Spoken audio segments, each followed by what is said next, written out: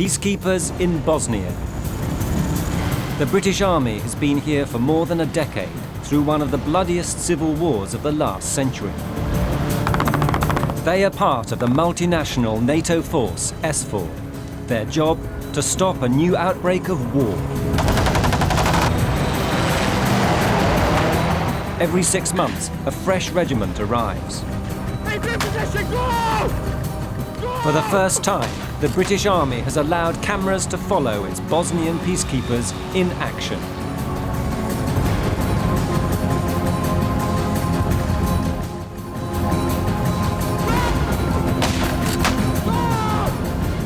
Today, the Royal Scots hone their battle skills. The controversial SA-80 rifle, does it really jam? And find out what the soldiers get up to after hours.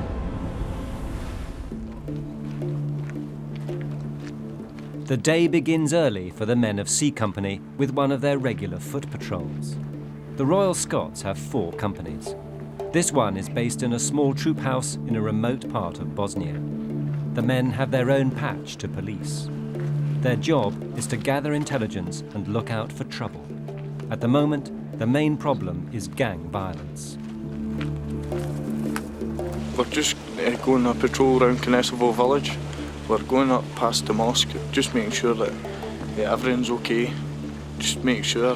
Why shouldn't it be? No, just making sure that the people are okay for throughout the winter.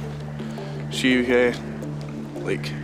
how they're acting towards us, if there's any changes. Basically just making sure that they're still happy with us being here. The soldiers have magazines written in Serbo-Croat to give to the local children. The aim is to give a different view from what's written in the local press. This is the only way to gain information, by getting out, walking amongst the community itself. This is the Royal Scots' first tour of duty in Bosnia, but the men are experienced soldiers. Their last tour was in Northern Ireland. Today it's quiet. That's not always the case. But it's always on a Saturday that we hear our shots, and it's always weddings. That's what it is. That's what the shots are. It's on a Saturday, and it's not fighting. No, it's weddings. That's what they do to celebrate their weddings. Fire off guns. So. It's a bit dangerous. Yeah. Doc. Most soldiers in the regiment, like Martin, are Scottish and in their teens or 20s.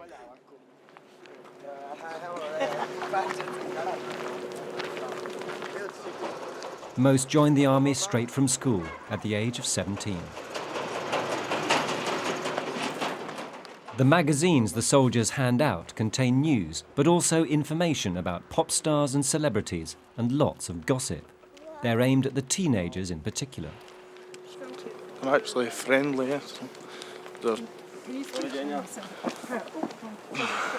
can speak a little, not very much, but I know how to say good morning, good afternoon, hello, my name is, what's your name? Mate, just the stuff that you need to know. So.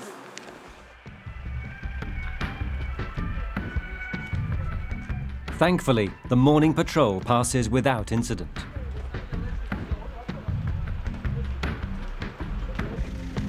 C Company now head for a windswept mountainside in the middle of Bosnia. It's a training exercise, but a dangerous one, as the men will be using live ammunition. Their goal will be to capture a piece of enemy-held territory, but there's no real enemy, just cardboard cutouts. The helicopters use flares to deflect enemy heat-seeking missiles.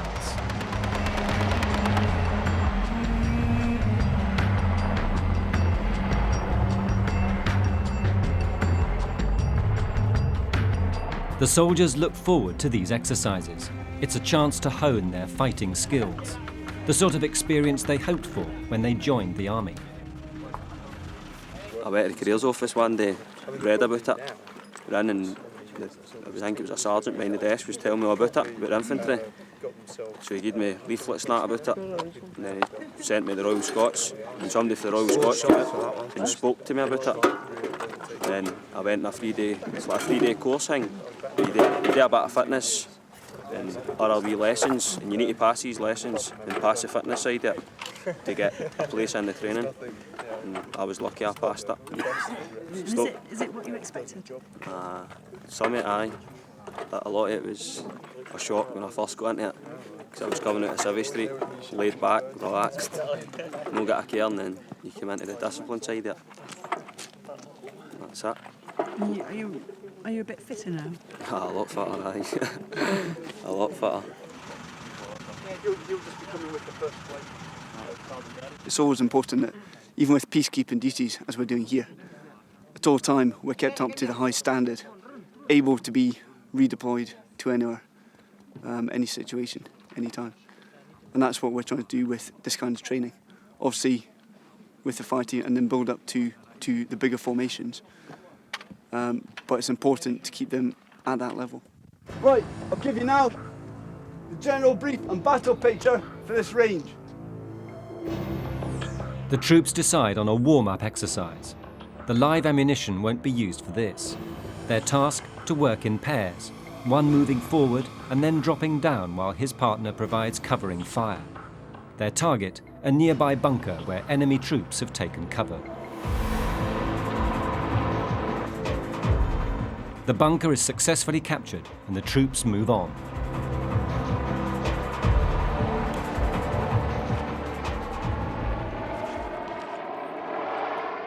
Training is very much almost to make them so good that they don't think during the situation. They just react with the training that they've been given in the way that they should. There's many people within this regiment who have fought in live situations, be it out in the Gulf or in other situations, and they're able to pass on to new ones, be it patrolling out in Northern Ireland, a very real situation. And they're able to pass on to the newer ones the reality of it and the seriousness of it. After the dry run, the troops are now ready for action. They're to be airlifted and dropped in an area where enemy forces have been sighted. Their task, to regain control of the territory and repel the enemy. A safety officer will be with the men at all times. Accidents can and do happen. There are strict rules governing the use of weapons, so they don't fall into the wrong hands.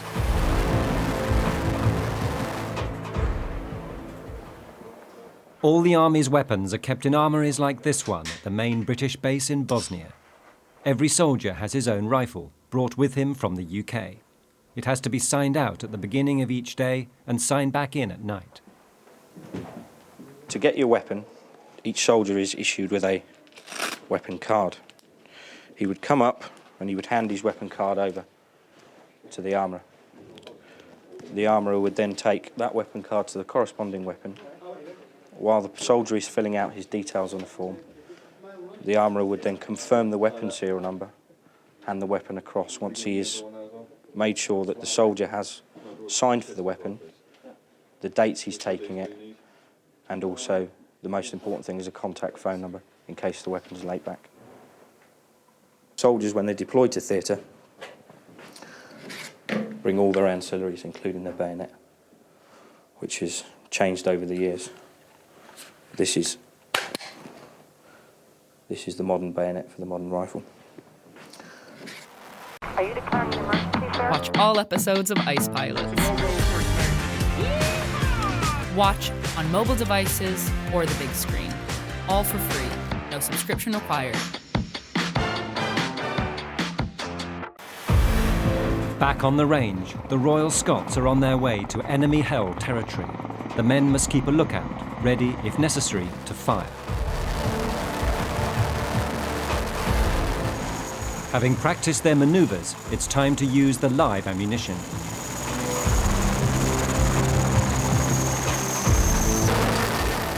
C Company must advance across open ground and capture 2 enemy positions.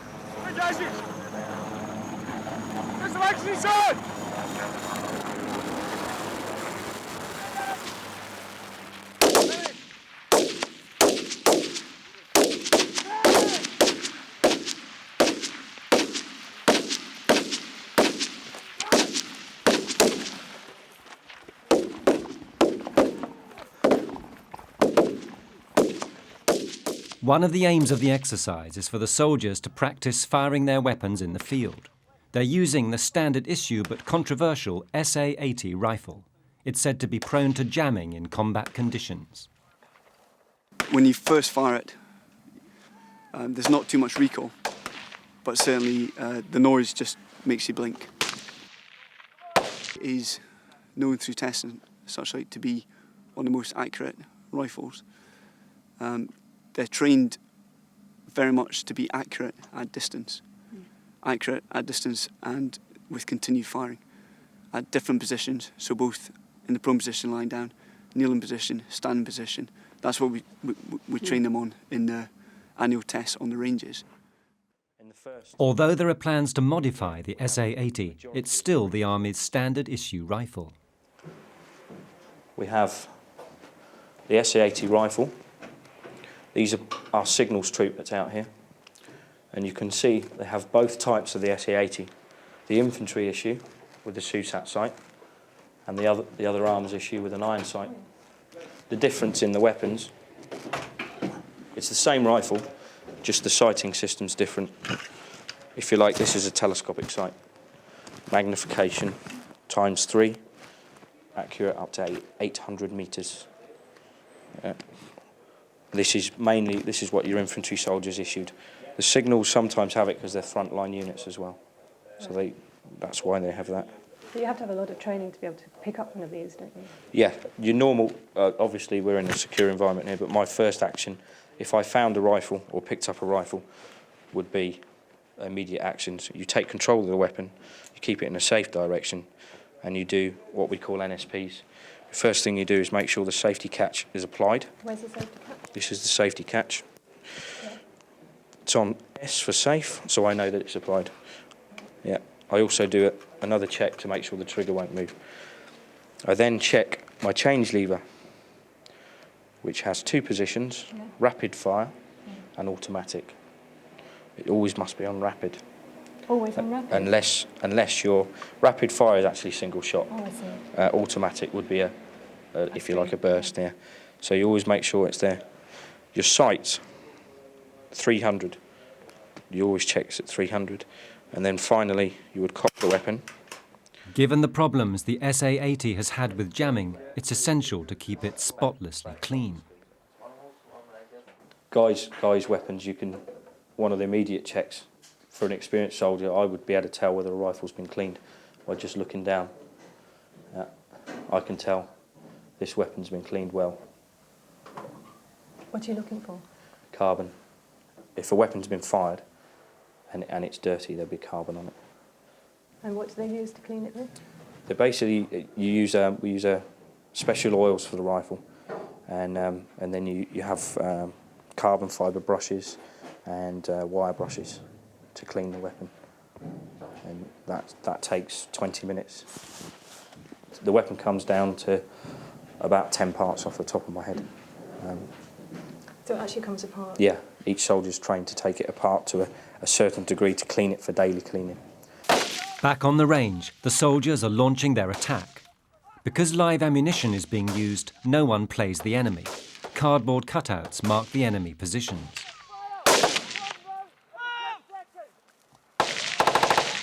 The attack is deemed a success and the first position is captured.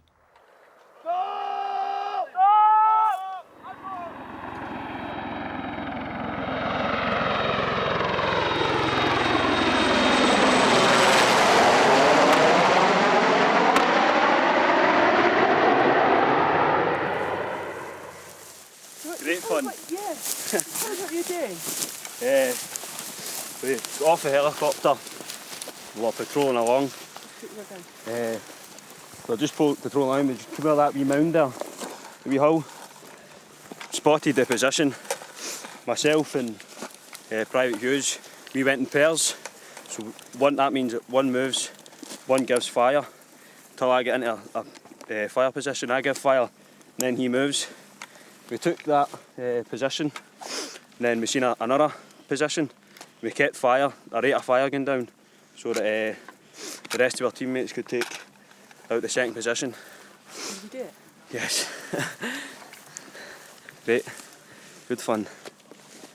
Adrenaline's pumping. You just go with it. No matter how far it is, you're here all the way up there.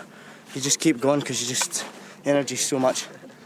It's just hard to describe the feeling of that. So. After the break, find out what goes wrong when the second unit tries to capture another enemy position. And the real reason some of the men spend 2 hours in the gym every night.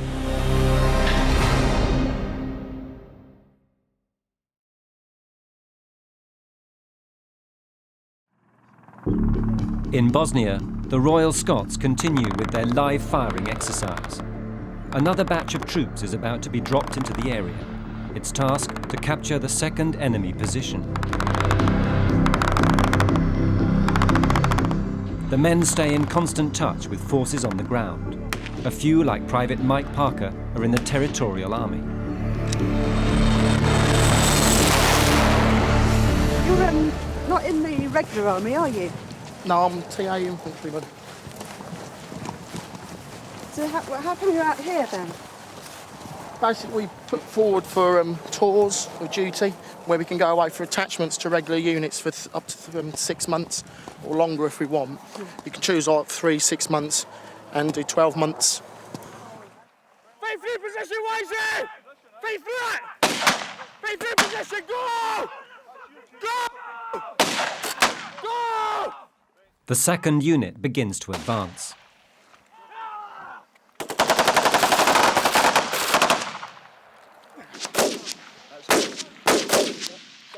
Move forward, press it to emerge, you Ruta! Move!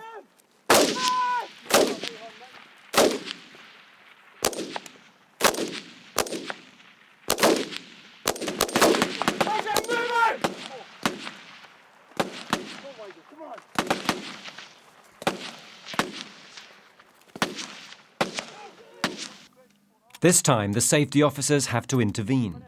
The two groups of men firing at the same target are too close together. They could shoot each other. Yeah, obviously one person can move within certain arcs, and once he gets within a certain arc, i.e. the radius of the weapon, the muzzle, then you have to stop him firing so it doesn't kill his friend. Because obviously it's just training here, you know what I mean? We don't want it to really happen. Live or training, hence the reason why we go through drills. Would they both be alive now if that had been for real? Pardon? Would they have both been alive, do you think, if it had been for real? You can never tell that. Hopefully with the drills and skills that they carried out, that it was, yep, they would survive that, and the enemy would be dead.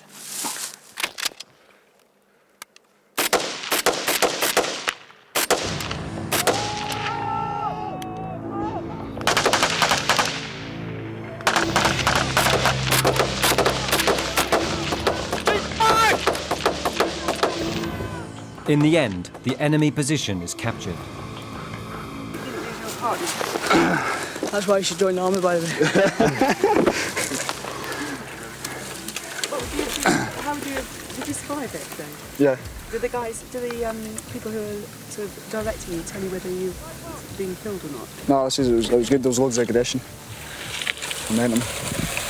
Yeah. Just a bit slow with stoppages and that. Basically, that was it. Too many rounds. The stoppages show that the SA-80 did jam on this occasion. Training exercises like these are vital if the troops are to be fully prepared and ready for any eventuality. Today's exercise has gone well, and the men are pleased with their efforts. It gives you like a kind of insight what could really happen.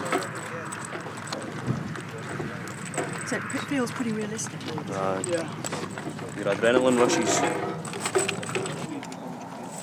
We do that sort of training more or less every day. Some sort of training. So you're always ready for it. We try and make the training as realistic as possible and instill in them basic things like if they don't get down, if they don't have fire going down when moving, then obviously in real situation that would put them at risk, them and the other guys with them. When you watch the news and stuff, it relates to what you're doing in a job. And you sit and talk about it. What if this happened and what if that happened? It'd be quite exciting if it did happen. It'd be a thing you wouldn't forget anyway. An experience. I'd say today's gone pretty good. The some of the best teams I've seen through this range. There was some thinking going on, good situational awareness of where the enemy positions were, and some good personal drills. Obviously, if they were perfect, then, well, nobody should be perfect through training, otherwise training would be pointless. They're not perfect. We train them up, and the most we can do is next time, hopefully they've picked up the lessons from this training. So I've no live rounds out to get my positions up. At the end of the exercise, the men have to declare they've handed in all the ammunition. Later, once they've cleaned their rifles, these too will have to be returned. At the end of a busy day, C Company are back in their platoon house, a small base in a remote part of Bosnia. The 30 men who live here aren't allowed to leave the base at night. They're also on a 2-can rule, limited to 2 beers a day. There's very little to do apart from go to the gym. Mostly I come up with the gym mostly every night, so I spend about 2 hours up here a night. And then with our fitness, you get fitness here on a Saturday. Like it's platoon fitness a Saturday, a Sunday and a Wednesday. And the rest of the days it's up to yourself where to go up the gym. But mostly everybody does come up the gym. It's always crowded up here, so it is at night. What do you like doing in the evenings here? Just come to the gym. I don't believe it. That's all you do, all of you? You just come down to the gym every night? Come to the gym, sit and watch Sky, have a beer. That's it, really. Just to keep fit, get a good build about me for the summer. It's good for me. A good build, good bit of muscle. It's not just for the summer though, is it? I get to take my top off.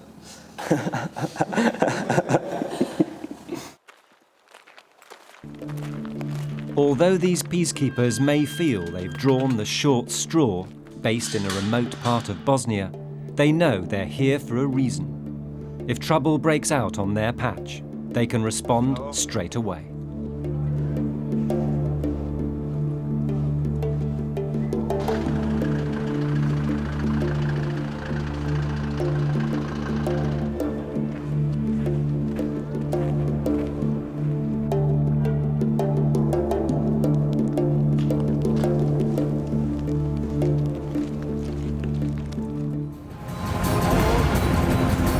Today, the peacekeepers take to the water in search of mines. But poor visibility makes the underwater demining hazardous. A moment of madness for a British soldier returning home on leave, the trophy of war one man couldn't resist trying to smuggle out of the country.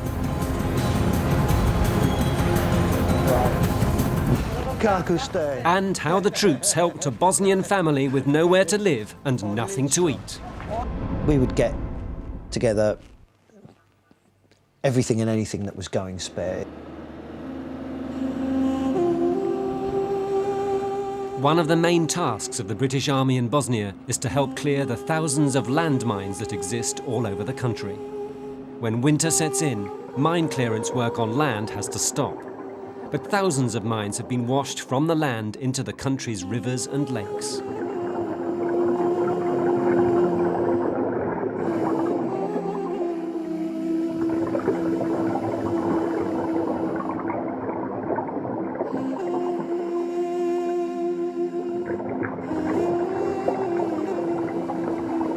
The British have brought one of the world's leading underwater mining experts to Bosnia to work on clearing the mines. Yeah, it is a big problem. I guess there's a few areas where it's a major problem. For economic redevelopment here, a lot of bridges haven't had their piers inspected and maintained, the dam walls, those sorts of things. So we need someone to go through and clear those areas so we can start, I guess, maintaining that infrastructure in the country. As the war settles and the people sort of recover, kids are going to be kids. They're hot in summer, they want to jump in the river. And so we're just trying to come up with a plan, I guess, where we can get an organisation to go through and just do a sweep, you know, at the start of the season. If a big flood comes through, because mines will come down the river as it goes up, they can then go through and just do a re-sweep. So at least, you know, the people can use the waterways as they want to do.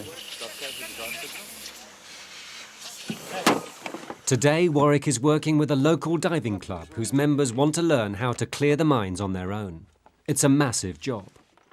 The Army estimates that between 35 and 40,000 mines have found their way into Bosnia's rivers. These divers need to be trained to carry out the demining safely. I'm an EOD tech, so I understand, I guess, how dangerous it is to deal with UXOs and demining. And I'm also a diver, and I know, how dangerous it is for fast-flowing water as well. So, and you put the two together, it's really dangerous. So I admire these guys for doing what they do. Take my hat off to them. And, I don't know whether, if I didn't have the proper training equipment, I would want to do it. So these guys are out there, they do it every day. So that's why I try and bridge that gap so they do it safely. One of the local divers is Bojan Krubljanin, who also works as an interpreter for the British Army. We grew up on this and we want to have it as good as it used to be. So, and then the only way to have it as good as it used to be is to make it safe. It's not dangerous if you know how to handle it and if you're aware of the dangers that are lurking somewhere in there. But it's firstly a pleasure and then a job. At least that's what it is for me. The divers hope to be able to sweep this section of the river with a metal detector to locate the mines which they suspect are here. But they're worried they may be hampered by poor visibility underwater and by the current, which is particularly fast today.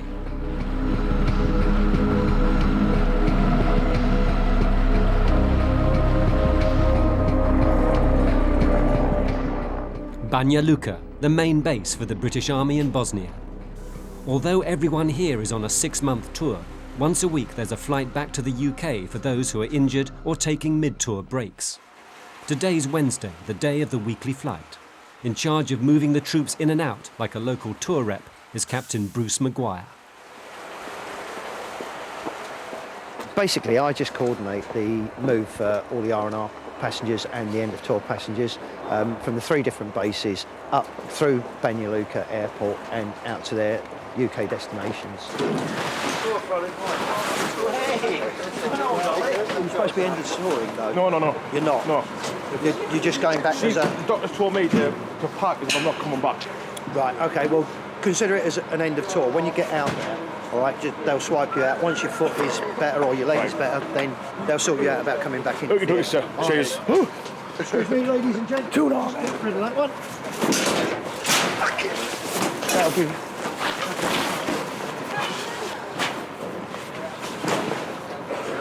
This is known as the happy bus because the guys that are going out on this are all going home, going on R&R, going on their 2 weeks holidays. The contradiction is the faces of the people that are coming back.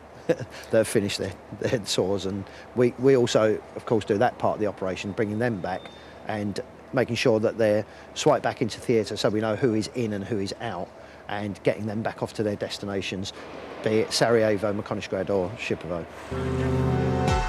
But the army has a problem with soldiers who like to take home various war trophies. Despite strict rules, there are always a few who try to flout them, just like on Civvy Street. They can't resist taking home knives or guns, which are illegal in the UK. Bruce works with the RAF police to crack down on this. This brief is provided with a view of ensuring all passengers' baggage is free from any articles that are prohibited on RAF and MOD chartered aircraft. The following items are classed as dangerous air cargo. Any non-military firearms, including replicas and BB guns, detonators, smoke grenades, ammunition or pyrotechnics of any kind. We get a lot of people trying to bring through weapons that they've either picked up or bought down the local market, such as like bayonets, foreign bayonets and things like that. So we do have to deal with a lot of people who are smuggling weapons like that through. What, soldiers smuggling weapons through, you mean? Sometimes, yeah. I'd say we give them the chance to donate it to an honesty bin, but then if they decide to try and put it through the scanner and we catch them, then we may take further action. knives and all sharp objects are forbidden in your hand luggage or on your person.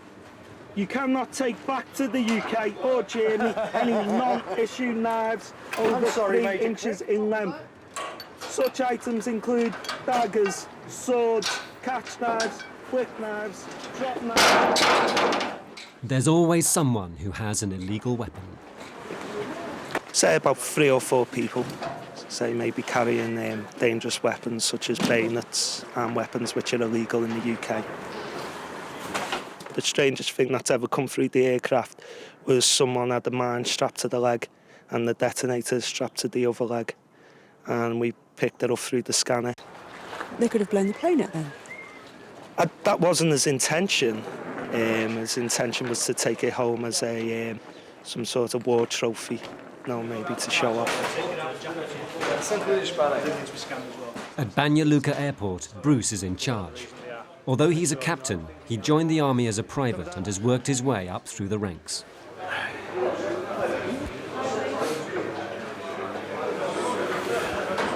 My favourite saying is I was brung up in South London, but my mum would kill me. I came from an ordinary background. I came from a working class background. My father was an electrician, my mother was a secretary. We lived on a council estate in southeast London.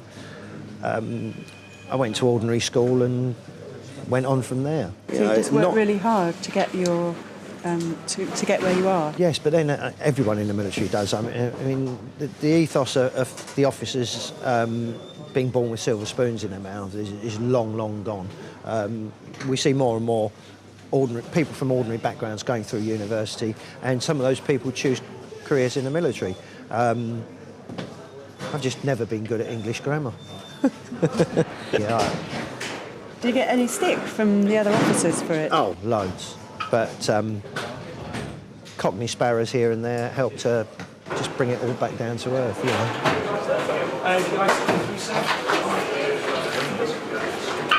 It's only a 2-hour journey, but it takes all day to get through the whole process. Yes, it does, unfortunately. That's what we've got to do to ensure the safety of the aircraft. What you say? Right. Okay. Once someone's set off the aircraft, then we have to use a metallic one. First of all, sir, can I ask if there's any metallic items on there? No. Could you remove your ID please? Okay. He briefed us on the patient floor, he's thick as mints.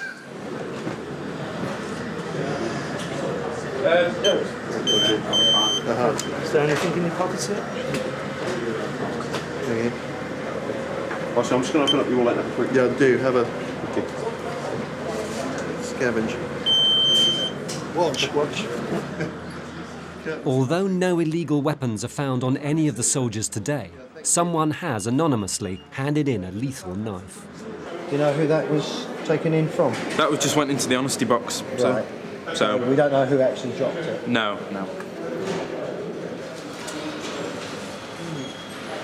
Right, okay. It's sometimes the guys get souvenirs, and the UK have got very strict rules on what can and can't be taken into the country. So someone has actually realised that they can't take that in and has dropped it into the honesty box. The RAF will take it away and it will be disposed of. Since there's no evidence of who was actually carrying the knife, no one is charged.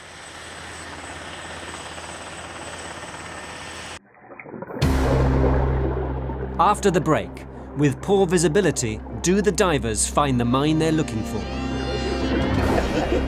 And Bruce is reunited with old friends. She's lovely. Thank you, Bruce.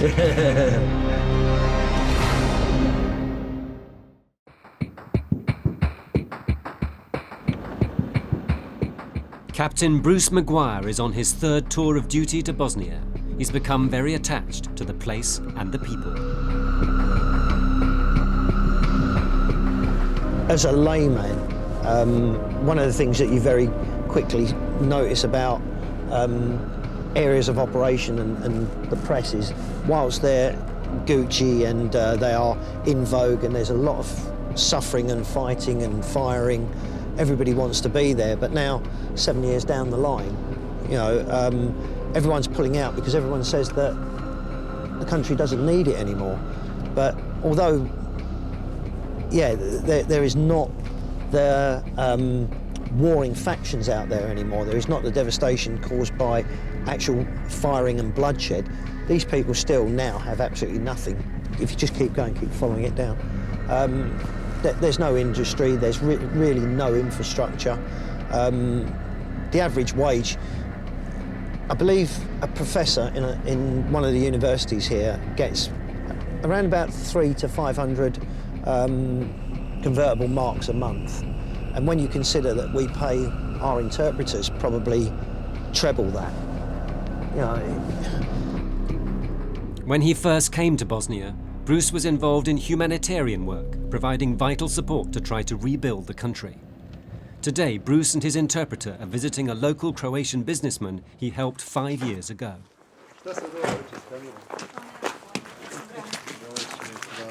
Hi, how are you?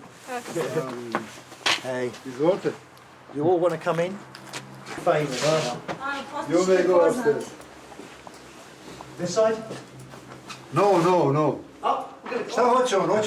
They were making things like this very small fabricated boxes for electric work and letter boxes. And to make these bigger ones, what they needed was these two machines.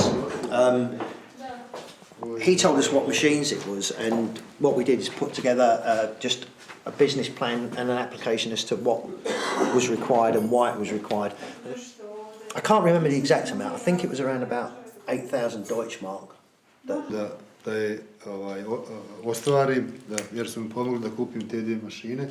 with the money that I actually earned from this small workshop, and with Bruce's help, I actually employed 7 people, and I built a new workshop, and that's all thanks to Bruce and the people from ESFO. He does everything here from those bits of metal. And the great thing to me, the reason why I really pushed for this one to go is that despite everything that had happened to him during the war and during the Troubles and everything else, is he still employed locals. He still employed Serbs, Muslims. You know, there was no hard feelings or ill feeling towards any other race or nationality or anything else. He was a businessman. He just wanted to get back to working. Yeah. He's a real hero. Near Banja Luka, the demining operation is continuing despite the strong current and poor visibility underwater. The local diving team are being trained on how to spot mines and then detonate them safely. They're working with an Australian expert, Warwick Penrose, on secondment to the British Army in Bosnia.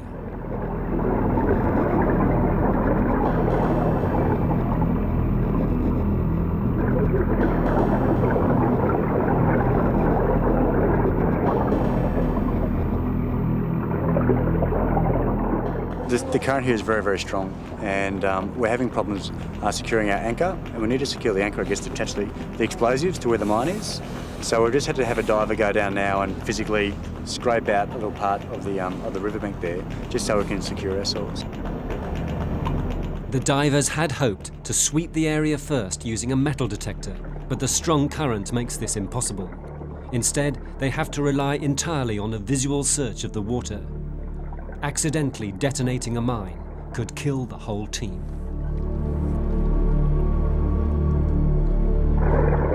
The poor visibility makes any mine hard to spot.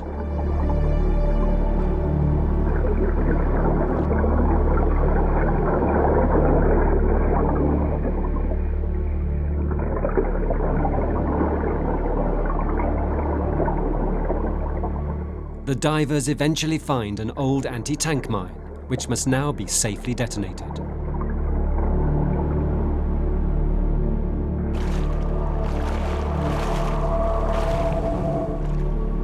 When we find it, we'll always blow it. It's only in the extreme case, I guess, where we'll actually try and move it, because that's where most of the accidents happen. It's hard enough as it is, as you can see, in these fast-moving rivers, for guys to stabilise themselves. They've got a mine there, You know, they're in a hazardous environment as it is, and you've got to be very careful, I guess, when they place the explosive.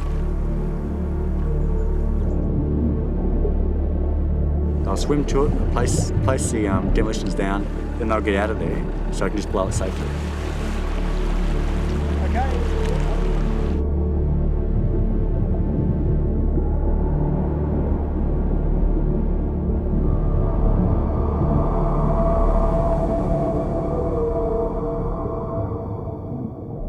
What we've got is quite a crude flotation device. The explosives I'm holding in my hand, and I've got some detonating cord and that sort of stuff. We're going to attach it to string.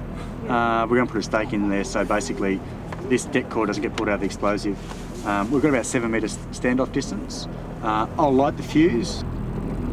The army has strict procedures for detonating a mine safely. Everyone must be well away from the explosion. It's easy for accidents to happen, and it's vital that the Bosnian divers observe the safety procedures. Eventually, they'll be doing this demining on their own.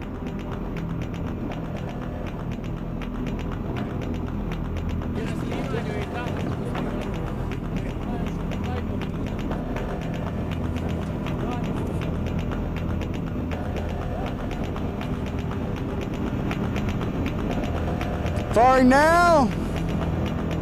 Please.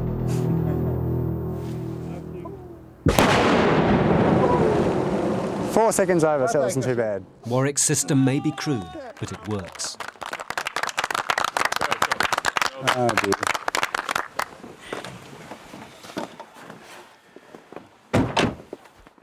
Captain Bruce Maguire is visiting old friends, a Bosnian family he first helped 5 years ago when he found them in dire straits with no home and not enough food to eat. Although their circumstances have improved, Bruce would desperately like to be able to do more to help them. She's telling me that Only one member of the family, the daughter, Billy, has been able to find work as an interpreter. Odlično. Can you tell Mama Branka that we'd come up and talk to her and Papa?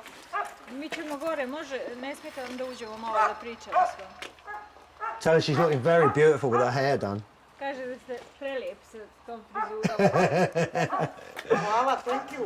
Mama, Papa, svi.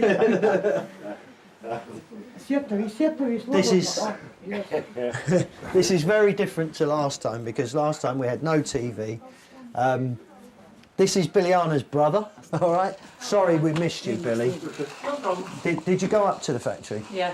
Yeah? I was there. Oh, right. I got my salary. I got held back, so busy.